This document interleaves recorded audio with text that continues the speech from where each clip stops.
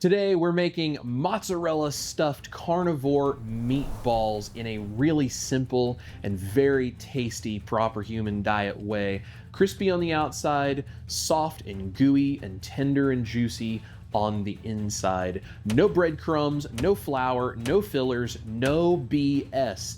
This is the proper human diet meatball you have been searching for, and it's guaranteed to be a hit with everybody. For all of you ketoers at the end of the video, I'm also going to show you a 60-second hack to take a jarred keto-friendly marinara and go from basic and boring to absolutely bomb. It's going to be fantastic, and it's so easy to do. It makes doing this a lot more convenient if you would like a little marinara to dip your meatballs. Let's take meatballs and marinara from meh to magnificent for keto and carnivore on a proper human diet today on Chris Cookin' Nashville.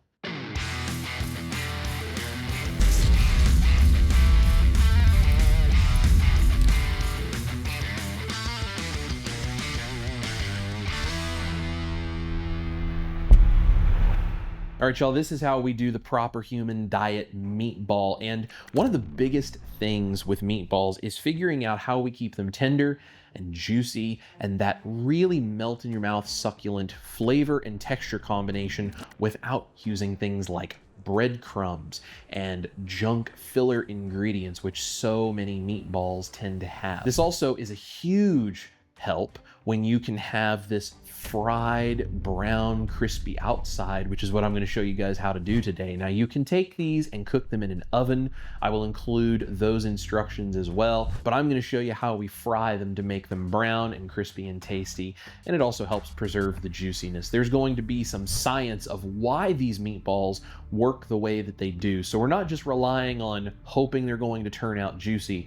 We're going to scientifically dissect why this technique actually turns out juicy. So make sure to stick around for that. And we're going to touch on that marinara sauce so that we can take a jarred marinara and step it up. So if you're doing keto and you need a dipping sauce like this for these meatballs or for anything that you would like to use a marinara sauce for, I'm going to show you the convenient and family-friendly way for all of you busy working moms, dads, uncles, aunts, friends, brothers, sisters, whoever you are out there, of how you can take something very simple and turn it into something that tastes much better than just the sum of its parts. And if you're carnivore and you don't want that keto marinara, I will link down below one of my gravy recipes for you. You could totally make a gravy recipe and dip this in that and have fantastic carnivore meatballs with a carnivore-friendly dipping sauce as well. I'm gonna go ahead and pull out our ingredients. I'm gonna show you not only what we're using, but why we're using it and why you might enjoy using something like this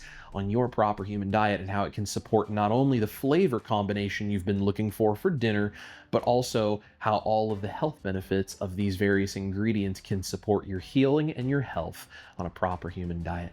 Let me go ahead and grab some meat and a great big bowl because we're going to mix up some Chris Cookin' Nashville style mozzarella stuffed carnivore meatballs. So in this bowl, I have 2 parts ground beef to 1 part ground pork. Now, you don't have to use any pork in this recipe. So this pork, the pork panko I'm using later, you can actually swap out for other things. You could use veal. You could do all ground beef if you wanted to. You could use some other meat that you would like. Whatever you want can go into this. But this is 2 pounds of a fatty ground beef. I like 73/27. You can also do 80/20 ground chuck. 1 pound of fatty ground pork. And then we're going to actually be mixing in some ricotta cheese to this. But before we do that, we need to do something really important to get the proteins of the beef and the pork ready. You need to remember your hands are the greatest tool you have in the kitchen. So my hands are clean. I'm going to mix this all with my hands, and then shout out to Keto Chow for the wooden spatula here. We're going to talk about the flavor benefits of the combination of the two, and we're going to talk about the science of meat emulsions. Go ahead and start to mix. So using both beef and pork is going to give us the best of both worlds when it comes to these 2 types of ground meat. Beef is high in zinc, B12, creatine and CLA, and that is fantastic for fat and muscle metabolism. Pork also adds a bunch of extra monounsaturated fats as well as glutamate, which is an extremely helpful thing for that flavor, that depth of umami that we want to get from something like a meatball. Combining these two also means the meatballs are going to come out juicier, more tender, more flavorful, and just all around better. Essentially, by mixing these two meats, you're not just getting great flavor and texture, you're actually stacking nutrients, which is great for your body and your brain on a proper human diet. Now that the meats have been mixed together, I'm adding in a 1.5 cups of ricotta cheese. And ricotta is the reason that we don't need any of the fillers to get the right texture or moisture content of this mixture. Meat emulsion is the whole point of what we're going for. So the science of meat emulsions is actually really important when it comes to creating the perfect carnivore meatball, and the ricotta is going to play a really important role here. First thing I'm going to do is start to mix this ricotta all the way through the meat so that I get a homogeneous mixture, and this is going to do a couple of things. First of all, this is going to introduce some moisture and some extra fat. It's also going to introduce a textural element, which is going to keep this nice and tender. But we're not just going to mix this in, we're actually going to create a meat emulsion. When you thoroughly mix ground meat like this with fat and moisture, which is what we're getting from the ricotta cheese, you actually start to emulsify all of the moisture into the various fats that are mixed throughout this meat. This is a really important process. It's actually very similar to sausage making, which is the reason sausage makers get that springy, tender bite in their sausage. Now, you've probably heard it said, don't overmix your meat or it's going to get tough. And if this was a burger, I would totally agree with that, and that would be a really important point.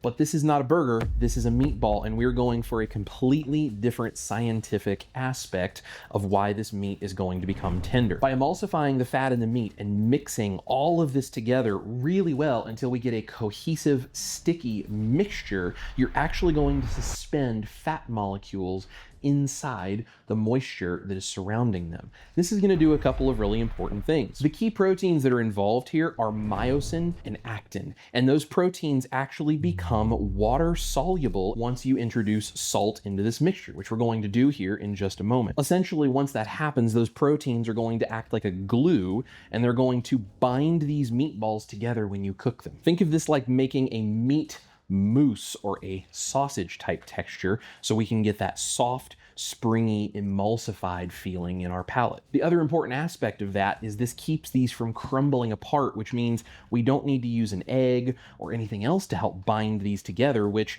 many meatball recipes that have fillers made out of things like breadcrumbs or other flour products use an egg to hold it all together. But if you do that when you're using just meat and some ricotta like this, it actually becomes more dense to have that egg in there, and then you get a tougher, chewier meatball. Now, this doesn't just make the meatball more tender, it also makes the meatball juicier scientifically. Because of the emulsification, the fat, instead of leaking out of the meat as you are cooking the meatball and then leaving behind a dry network of proteins, the fat actually remains trapped deep down inside the protein emulsions that you have created, and more of it stays inside the meatball while you cook it, giving you that tender, juicy, fatty meatball when you bite into it. And the more you can get an even distribution and a smooth emulsion of this, the better it's going to hold on to those fat molecules, giving you the perfect meatball. And you can ask any Swedish chef when they're doing this technique how much they love the tender, juicy, springy result they get. So hopefully I've convinced you that putting a little bit of ricotta into this meat mixture is going to be helpful from a scientific standpoint, as well as mixing this thoroughly. Now, if you can't do dairy and you don't want to do the ricotta, you can leave it out. I would suggest adding a little bit of butter, maybe a couple of tablespoons of soft butter per pound. Mix this through and still work to get that really even fat emulsion, smooth, sticky, textured distribution.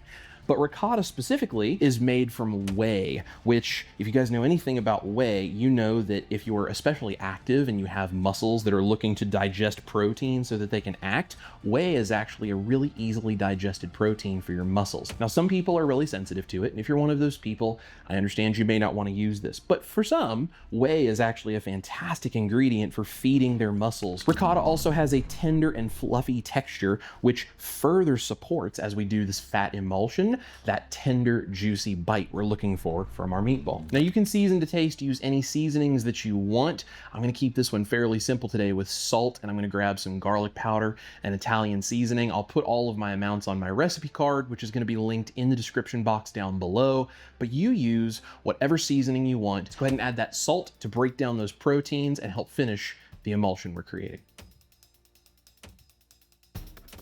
Like I said, guys, your hands are the best tool you have in the kitchen, so when it comes right down to it, to really get this emulsion done right, take your hands, dig in, and squeeze that meat together to really get it nice and smooth until you get a completely homogeneous, smooth, sticky mixture. Now all we need to do is roll these out into meatballs. You can make whatever size you like. I'm going to make these a little larger because we're going to stuff them with mozzarella cheese next. So I want to make sure the meatball is big enough to fully encapsulate that mozzarella pearl. So roll them out with whatever size you would like them to be with wet hands onto a cookie sheet.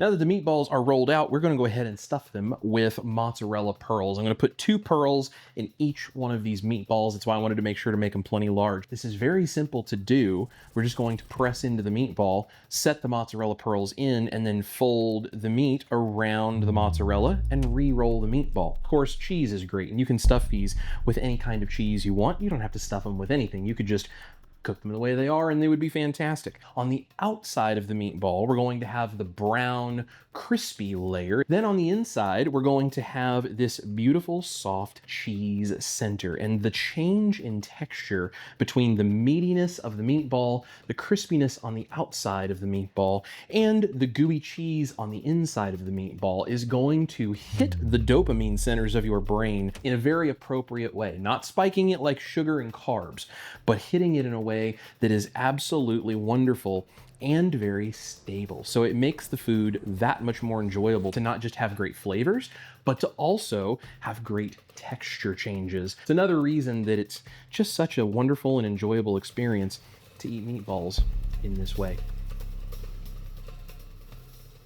Now that the meatballs are rolled up, you could totally throw these in an oven and bake them just as they are, and that would be a fantastic meatball with a beautiful mozzarella cheese stuffing. But we're going to do something a little bit different. Let's go ahead and get some pork panko and Parmesan cheese, and we're going to make a coating to make fried meatballs.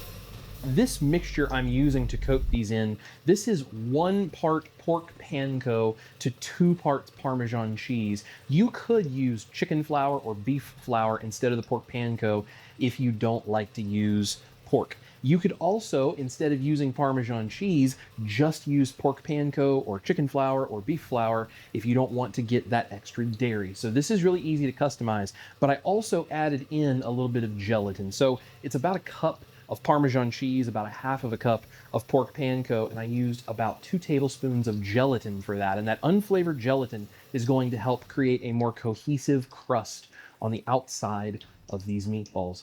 All we have to do is roll these meatballs in this mixture, coat them on the outside, and then I have some lard with a little bit of bacon grease added in for flavor that I'm bringing up to 350 to 375 degrees Fahrenheit in this skillet. You could use beef tallow, you could use ghee, any kind of fat that has a high smoke point. All we're going to do is take the meatball, throw it in the coating mixture, lightly coat. You don't have to get this like super heavily coated here.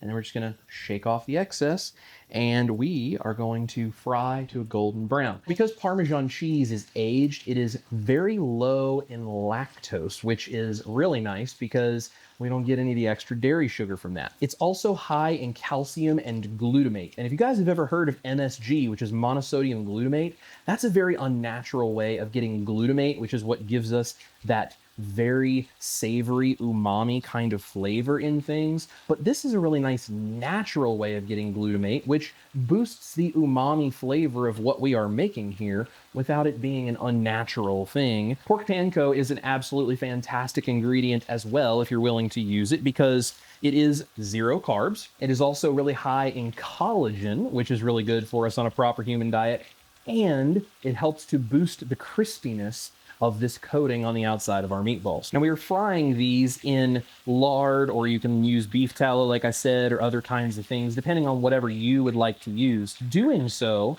is doing this really cool thing, which is called the Maillard reaction. And the Maillard reaction is a chemical reaction that happens when heat and the proteins and a little bit of glucose inside those proteins all interact in a chemical way, and it creates that browning that we're used to seeing. That browning increases the flavor of what we are making so much. So not only are we getting a textural boost, we're also getting a flavor boost from that beautiful Maillard reaction. Once these are fried golden brown and delicious, we're going to move them over to a rack to drain any of the extra fat, and then these are going to get placed in an oven that I have set to the lowest temperature to stay warm while we talk about that 60-second marinara hack. Now, there are several different brands out there you can use. This is a new one I'm trying called the Silver Palette, but you could use Rayo's marinara, jarred marinara like this, that has no sugar added. I'll actually link a couple of them down below to give you an idea of some that you can go online and order. I'm gonna go ahead and put this in a saucepan. I'm gonna bring it up to a simmer, and I'm gonna show you in 60 seconds how to make it taste like it came straight out of Nana's kitchen. All right, this is just about up to a simmer, so here we go. 60 seconds to make jarred, keto-friendly marinara sauce taste better than homemade. A tablespoon of butter for richness. You could use olive oil or beef tallow or something else, but I think butter has the best flavor. A little bit of fresh garlic for that deep flavor on the back of the palate. Fresh basil for the nose. I'm just gonna shred this up with my fingers a little bit and throw it all in. Just like that, no knife skills required. And optional but fantastic, a little bit of heavy cream to just balance and tie together all of the flavors and balance out the acidity. Stir this all together and simmer for 3 to 5 minutes.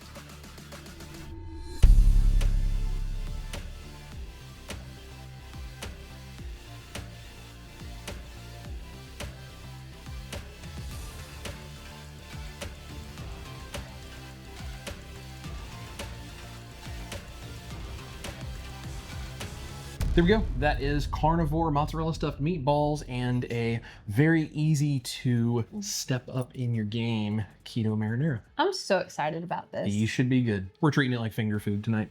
I think it's fun. I love it. Okay. Wow. There, see the mozzarella in the middle? Those are exceptionally good. I just want to keep eating. You put a lot of work into your marinara usually. To go buy a jar, add this to it in a minute. Amazing flavor, love it. Your meatballs though are the star of the show. Super crispy on the outside, juicy and tender on the inside. Like the texture of these meatballs is literally just insanely good. Incredible flavor. And the thing is, you can actually make it ahead of time. Throw these in the freezer in a Ziploc bag or something like that. And then when you want to reheat them, you just pull them out, throw them in like an air fryer. Should bring them back nice and crispy and hot and juicy all the way through. You could also put them in a really hot oven, like 425 degrees. Really great job, babe. I learned a lot and I am really enjoying these meatballs. So health, flavor, texture. Make sure to give this a shot because it has so many great things for you. Thank you guys so much for watching. This is Chris Cook in Nashville, my beautiful wife, Ash Taylor. You guys eat your meat, especially when it's a mozzarella stuffed meatball done carnivore style with some keto jarred marinara. Love your life. We'll see you in the kitchen for a bunch of crazy recipes just like this one. And if you like these meatballs,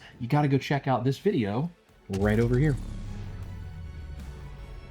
I'm eating like 5 of these and then you were like signing out on the video and I was like, I feel like you've made every Italian grandmother proud.